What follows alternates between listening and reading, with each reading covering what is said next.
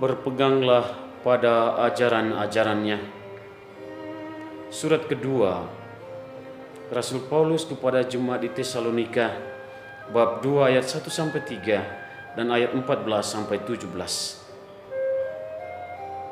Sebelum merayakan Paskah dan Natal, biasanya setiap uskup menulis surat gembala atau surat pastoral kepada umat di keuskupannya.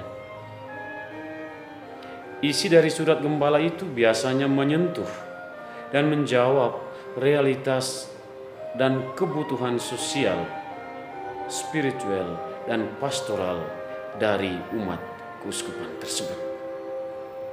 Misalnya, kalau perjudian dan konflik tanah menjadi persoalan yang ada di keuskupannya, maka bisa saja persoalan itu menjadi bagian dari isi surat pastoralnya. Paulus, Rasul Kristus, menulis surat pastoralnya ke beberapa alamat yang berbeda. Dan hari ini kita mendengar bagaimana Paulus menulis surat pastoralnya kepada umat di Tesalonika. Paulus untuk pertama kalinya menulis surat pastoralnya kepada umat di Tesalonika. Pada zaman Paulus, Tesalonika merupakan kota yang dihuni oleh begitu banyak pedagang kaya. Dan orang-orang Kristen, orang-orang yang percaya pada Kristus sangat sedikit. Mereka merupakan minoritas. Melalui surat gembalanya, melalui surat pastoralnya, Paulus meminta mereka untuk tidak boleh takut. Mereka harus bangga menjadi orang-orang Kristen, harus bangga menjadi pengikut Kristus di tengah mayoritas yang mereka alami.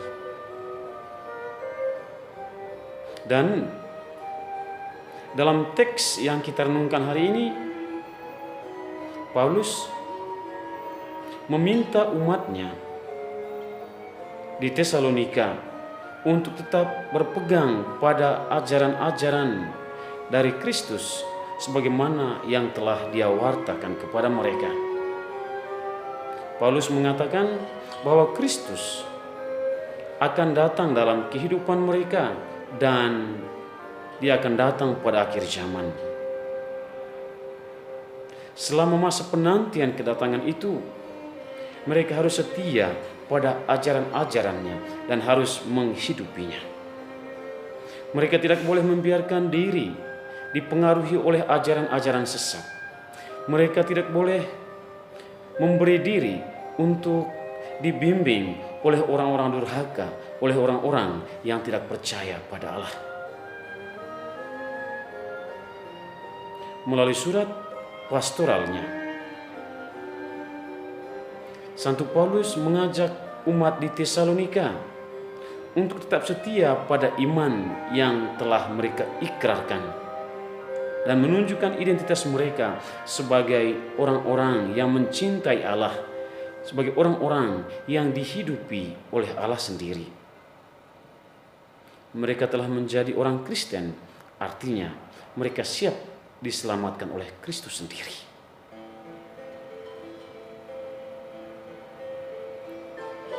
Surat pastoral yang ditulis oleh Santo Paulus kepada umat di Tesalonika, sebagaimana yang kita dengar hari ini, dialamatkan kepada kita semua. Kita yang telah mengikuti Kristus seharusnya tetap setia pada ajaran-ajarannya. Kita yang telah dibaptis menjadi orang Katolik harus bangga menjadi orang-orang Katolik. Santo Arnold Jansen, pendiri SVD dan SPS serta SPS AP, mengatakan kita harus menjadi orang Katolik dari ujung rambut sampai ujung kaki. Artinya kita harus menjadi orang Kristen yang integral, menjadi orang Kristen yang penuh jangan setengah-setengah. Mari kita selalu membaca, merenungkan, menghayati, dan mengaplikasi surat pastoral Santo Paulus yang ditulisnya kepada jemaat di Tesalonika yang kita renungkan hari ini. Surat itu adalah surat kita semua. Surat itu dialamatkan kepada kita semua. Semoga